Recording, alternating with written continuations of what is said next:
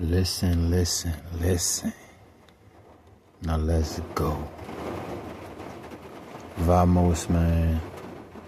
You hear it pouring down. I'm gonna hit you with this famous quote from the Book of Vibes called never underestimate the power of pussy. On everything. Never underestimate the power of pussy. Now I see a man that can control his impulses that scream nothing but masculinity. And in the society that we living in now, that shit is scarce. That shit is rare. You know what I'm saying? They don't want that around, you know what I'm saying? They don't want that, you know what I'm saying? Niggas want to be bitches and bitches want to be niggas. You know what I'm saying?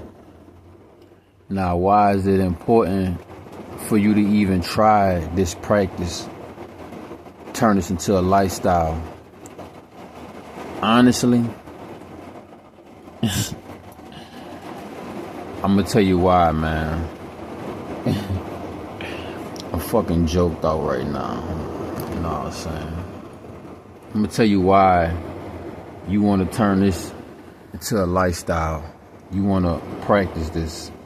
You understand what I'm saying? Because this is your spiritual armor, man. This is your defense mechanism. You understand what I'm saying? Especially living in a society that's hypersexualized and everything really turning satanic.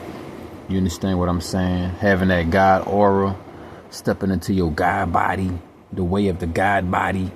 You can't beat that. You understand what I'm saying? Nah. The reason why you will want to step into S aura, semen retention, become celibate or a Brahman, brahmachari, is so that you could become master of self. You understand? So that you could control your impulses. You understand what I'm saying? Because I told you, bro, don't you ever underestimate the power of pussy. You don't understand how many motherfuckers got set up behind pussy, got killed behind pussy, went bankrupt behind pussy. You understand what I'm saying? And they want that seed, man. Especially when you on S aura, they gotta eat. They gotta eat. Remember, you the pole and they the bucket. I'm gonna tell you like an old head to tell you. I'm gonna tell you like an OG to tell you. I ain't on no original gangster shit, but coming from an organized general. We gonna look at this scenario like this. They got a pole and they got a hole. Let's say you stick you got a broomstick or a mop stick, whatever you want to use, and you go outside and stick it into a ditch or a hole. Let 50 years pass by. That hole probably got bigger, deeper, or it's still the same. But see that stick, that bitch probably rusted, broke, probably ain't even there no more. You understand what I'm saying? Never underestimate the power of pussy. And when you master yourself, you have self-control, you got dick discipline. You understand what I'm saying? Shh. That make a succubus mad. That make a Jezebel mad. That make a bitch tick. But that make God, with the spiritual protection armor and his grace and mercy, make it thick. You understand what I'm saying? And that's why SR, semen retention, being a Brahman, is really going to benefit you. It's going to help you. Upper echelons, matriculate, elevate. You overstand? Because going downstream and oozing out your oozy, dripping all over the place, it's really going to deprive you spiritually, man. I ain't see my dog in a minute. I'm going to have to check him out. Spiritual Wall Martin. Let me see if he's still making videos, man. Used to joke him real hard. I got to go check in with my dude. He probably thinking about me.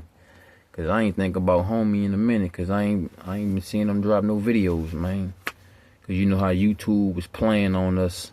Cause we speak the truth. Any content that's brain rotting and shit, rotting your brain, they gonna let the numbers go up on that shit. But anything that's about self-preservation and bettering yourself, they ain't with that, because that's how this world operate, off of sickness and illness and manipulation and chaos. And ain't nothing wrong with chaos, but it's the right chaos. You understand what I'm saying? Like, you know, when you done had enough and now you just about to just go up and go in and go hard. That type of chaos. Not the chaos where you gonna shoot up the school and shit. Nah. You talking about you trying to go shoot up the club, man. You better not. You better keep that motherfucking Glock in your pocket at home. Don't you do it. Because you don't know if she really fucking with you, man. I'm going to be honest. From my standpoint, I'm going to be honest. I don't have no kids. You know what I'm saying? But I noticed just like once women have kids, they switch up. You see their true nature type shit. You know, even more. When the female get what she want. Now, I'm not sitting here saying all females ain't shit and they wicked.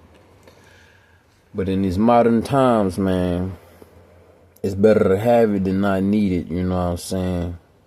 And you need your SR. You need your life force essence. You need that protection. You need the glow. You need that masculinity. You need that testosterone. You understand what I'm saying? Because you never know when you got to fold something up. You got to put something in their place. Like, man, let me tell you this shit, dog. This shit had them niggas mad. Peep this shit out.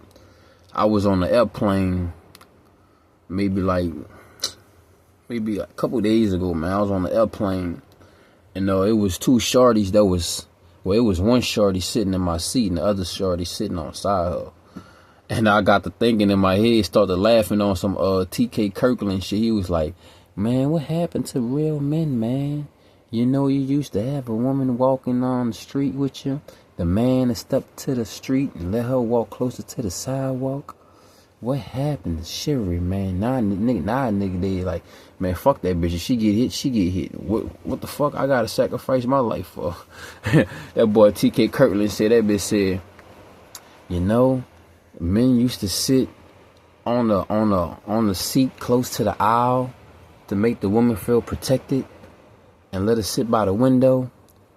I'm like, man, bitch, I'm on that shit playing in my head, but I'm laughing type shit. And I walk into my seat on the airplane, and shorty sitting in my seat, and I'm like, say, love, let me get that window seat. You remember I'm on that. No, I said I'm on that Erykah Badu. She ain't catch that. She was Mexican, so if I would have said some pit bullshit, she probably would have caught that. But, you know, I said, look, I got the Erykah Badu. Basically, bitch, I got that window seat, bitch. You ain't stupid. And she ain't understood that. So I was like, man, look, let me get that. You hear me? Let me get that. You in my seat. And the bitch looked at me like, what? He talking to me? Like that? Bitch, you think I'm about to back down? And then her friend was looking at me like, who he think he is? Bitch, I'm Hefe, ho. Young Hefe Holmes. Yeah. You hear me? And I'm like, bitch, I ain't even about to go back and forth with you. So, you know what I'm saying? I said what I said. Like, look, let me get my seat. You hear me? She ain't understand the Erykah Badu slang, but she understood like, hey, let me get that. That's my seat. You hear me? They got up, and then they sat on side me, and bitch was mad. So, you know, the bitch want to put her phone all in my face so she could take pictures out the window and shit. You know what I'm saying? I'm like, go ahead, bitch, because you really want me to fucking blow on you and get myself fucking abandoned. Exiled from all airports, because I ain't tolerating that disrespect, ho. You know, so I let her take her little pictures and shit. That was her little way of saying, like, you know, you could have let me stay in this seat. Hey, bitch, I ain't T.K. Kirkland, bitch. I paid for this seat. I want a window seat.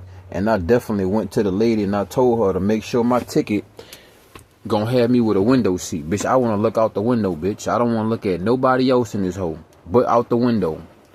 I don't care if you look good. I don't care if you're ugly, motherfucker. I don't want to look at neither one of you motherfuckers. I just want to get on my plane, look out my window, bitch, and get to my destination safely.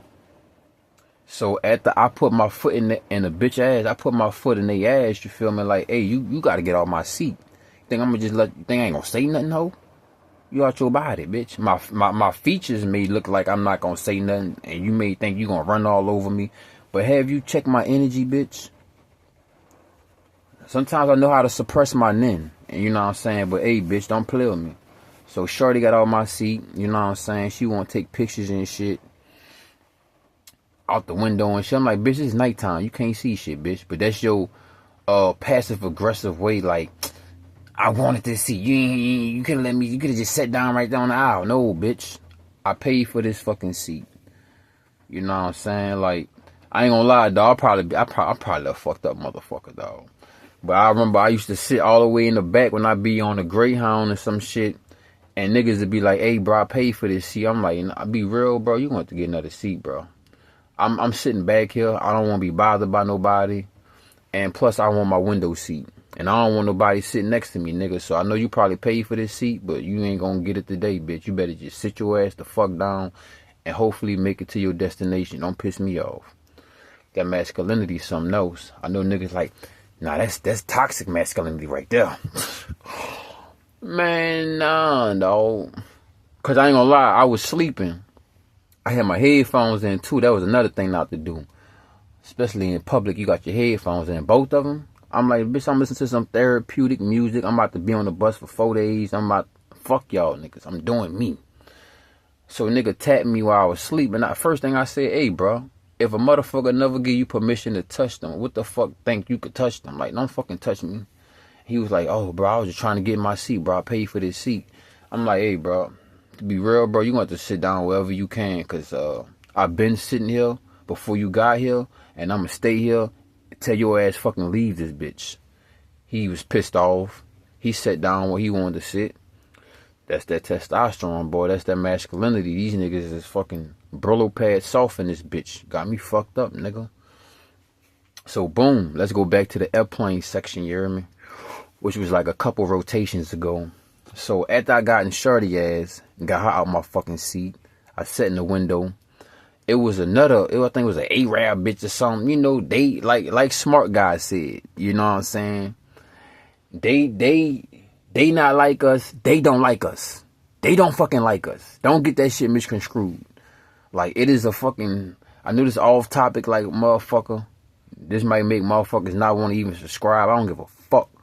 But, it's an agenda to get rid of and eat the non-melanated people. I don't give a fuck what nobody say. We've been seeing this for the longest. And I can't sit here and act like this issue is fucking not happening. I will not be ignorant. That shit is oblivious. The fuck out of here with that shit. So, the lady behind me got a baby. She an Arab lady. And I guess her husband probably Arab or fucking Pakistan or fucking, what's them niggas that be riding around in Old Town shit? Amish, I don't know, he looked like he mixed with all that shit. So, I noticed, like, you know what I'm saying?